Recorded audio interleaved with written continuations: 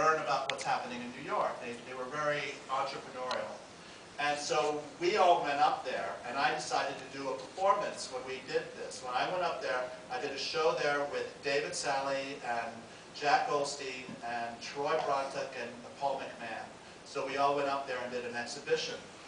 And the thing I had, the picture was the edge of heaven. I went up to the edge of heaven, which was just a very kind of pretty mountainscape.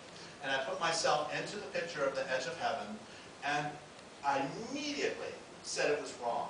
Because I thought I had a good 20 minutes. I had ready for a performance of 20 minutes, but I went in there, it was totally wrong. What it was a ball. And the heaven was a ball. And the ball would be different colors. And so if I was happy, the ball would become yellow. If the ball was sad, it would become blue. I mean, in a very cliche, easy way. But what would happen is that as my feelings changed, the colors would change. Now this ball, this space, was reality.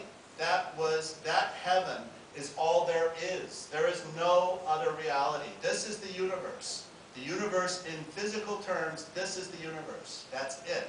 And so that was the end of the performance. I am the space in the ball, and as my mood changes, the colors change, and that's the end. And later, that sign becomes, the sign for heaven becomes the target. Now, I was dealing with the cosmology back in, when I came up with it in '73, but I always have had trouble with it because it's so hot. I'm representing life, death, God, heaven, hell, and I'm not doing it purely for ironic content. I'm doing it for both. They're funny pieces, but they're actually become quite real. And it's as far away from Lawrence Weiner as one could get.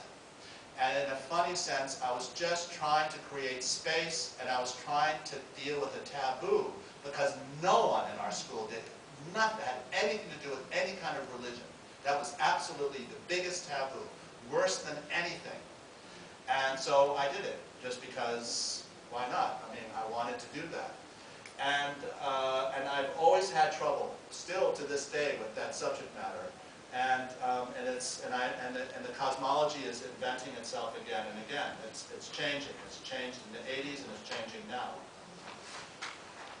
The last bit in the '70s was that I had a cosmology, I had all my media, my shows, and then I thought, well, what? I have a sign of, say, I have the sign of a head, for instance. That's a sign.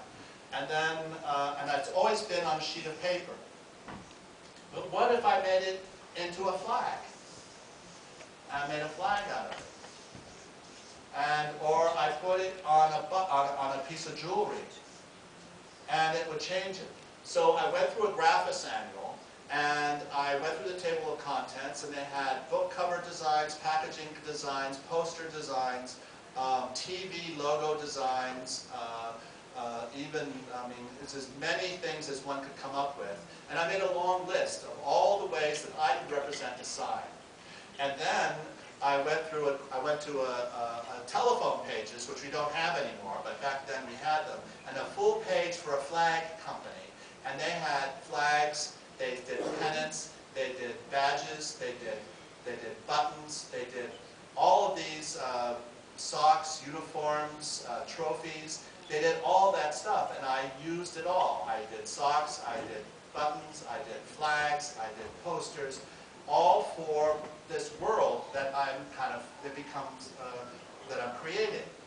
And I wanted to have the sign of the kind of media sign from the street in the piece. And this was in '77, '78. And it's interesting that Warhol's shadow had somehow not been a problem anymore.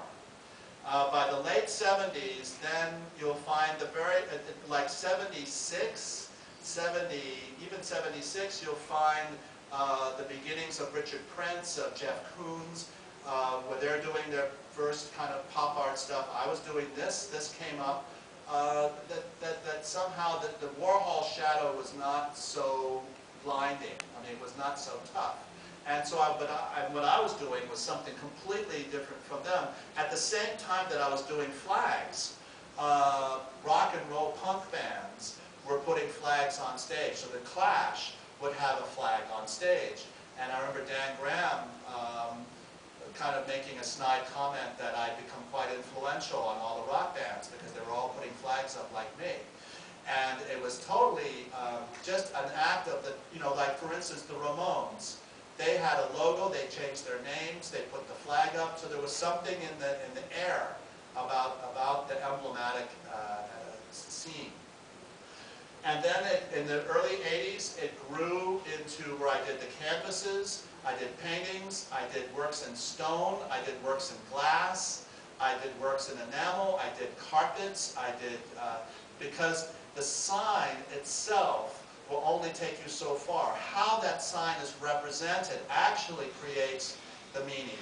So when you if you have a sign on a sheet of paper, it has one level of meaning. But if I etch it in stone, then it has a completely different set of things. And so, and that takes us to around like the early 80s. And now we're going to go to the slides.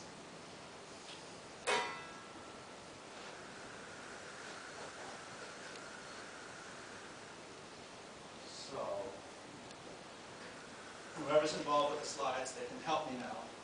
That means it should be turned on, the lights go down, I've got my water.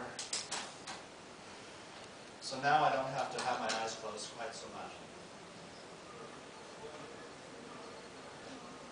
This is not the performance, it should be slides. We don't want performance.